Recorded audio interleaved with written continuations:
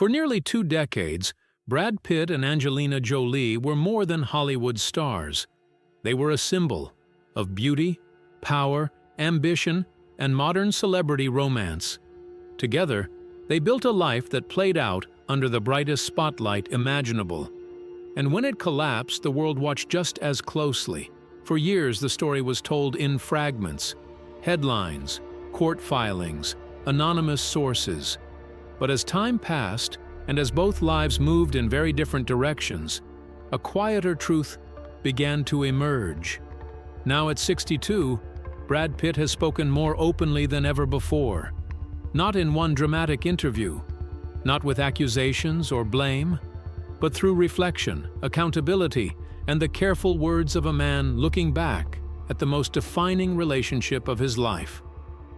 This is not a story about villains or saints. It's a story about love, loss, mistakes, and consequences.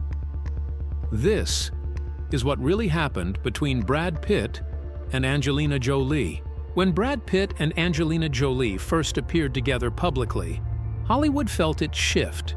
They weren't just a couple, they were a phenomenon. Their chemistry was undeniable. Their shared humanitarian work gave the relationship a sense of purpose, and their growing family turned them into something rare in modern celebrity culture, a power couple built on ideals. But from the beginning, the relationship carried pressure few couples could survive. Their romance was born in controversy, followed by relentless media attention and magnified by expectations no relationship could realistically meet. Behind the glamorous red carpet images was a life lived at full intensity. Both Pitt and Jolie were deeply driven, deeply emotional, and deeply committed, but often in very different ways. Love, when fueled by intensity alone, can burn fast, and sometimes it burns everything around it. Over time, cracks formed, not from a lack of love, but from incompatible ways of moving through the world. Angelina Jolie was structured, purposeful, and fiercely protective of her children. Her life revolved around schedules, advocacy, and emotional vigilance. She believed in control, not dominance, but safety. Brad Pitt, by his own later admission, was different. He thrived in freedom. He avoided confrontation. He numbed stress instead of facing it. And when overwhelmed, he retreated inward rather than communicating outward. That difference mattered. As responsibilities grew, children, careers, global attention, those contrasting styles didn't balance each other. They collided. And when communication breaks down, love doesn't disappear. It simply stops protecting you. The moment that altered everything did not happen on a red carpet or behind a courtroom door. It happened in the confined space of a private plane, away from cameras, but not from consequences. In 2016, during a flight with their children, tensions that had been building for years finally reached a breaking point. Accounts of what occurred would later become central to investigations, legal filings, and media speculation. Authorities reviewed the incident and ultimately filed no criminal charges. But legality was never the true measure of what followed. For Angelina Jolie, the flight marked a line that could not be uncrossed. In later statements, she described it as the moment she realized her priority had to be protecting her children's emotional well-being. Whatever love remained, trust had fractured.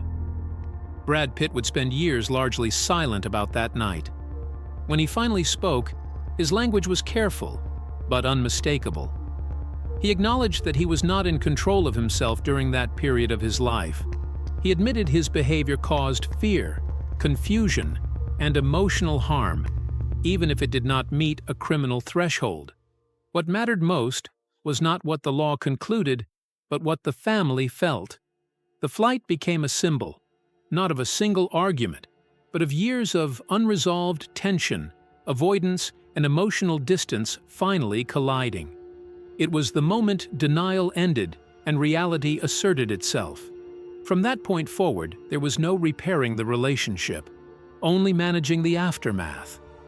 And for Brad Pitt, it became the moment he could no longer outrun the truth about himself, or the cost of ignoring it. After the separation, Brad Pitt did not rush to explain himself.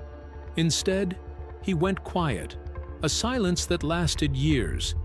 When he finally spoke, he did not offer excuses or blame. He focused on one thing: responsibility. Pitt later acknowledged that alcohol had become a central problem in his life.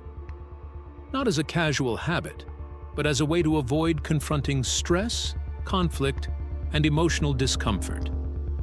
He described drinking as something that slowly took over, blurring judgment, numbing awareness, and weakening his ability to be present as a partner and father.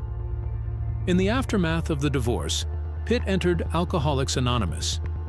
He did not portray the experience as heroic or redemptive. He described it as humbling. Meetings stripped away ego and left no room for denial. He listened more than he spoke. He learned that accountability meant accepting uncomfortable truths without defending them. What made Pitt's reflections different was what he didn't say. He didn't claim addiction explained his behavior. He didn't suggest it erased the harm done. Instead, he framed sobriety as the beginning of responsibility, not the end of consequences.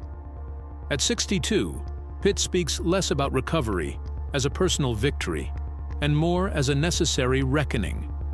He has said he had to wake up to the damage he caused, not to fix the past, but to prevent repeating it. Accountability, in his telling, was not about image repair. It was about finally choosing honesty over escape. And that choice marked the first real step toward understanding what he had lost and why. While Pitt turned inward, Angelina Jolie turned protective. She rarely spoke publicly about the breakdown of the marriage.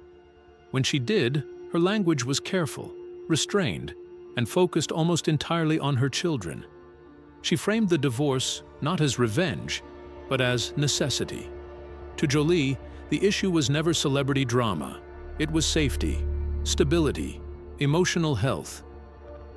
Her silence was often misinterpreted as strategy. In reality, it reflected boundaries. She chose not to argue publicly, not to retaliate, and not to narrate every wound. That silence spoke volumes. What came after the divorce was not reconciliation. It was a prolonged legal and emotional battle. Custody disputes, property disagreements, years of litigation. Each filing reopened wounds that had never fully healed. Brad Pitt has since acknowledged that the extended legal conflict prevented real healing. He has hinted that ego, pride, and unresolved anger prolonged the pain far beyond what was necessary. At 62, his reflections are notably different from earlier years. There is no defensiveness, no blame, only regret, not for the divorce itself, but for how long the damage lasted.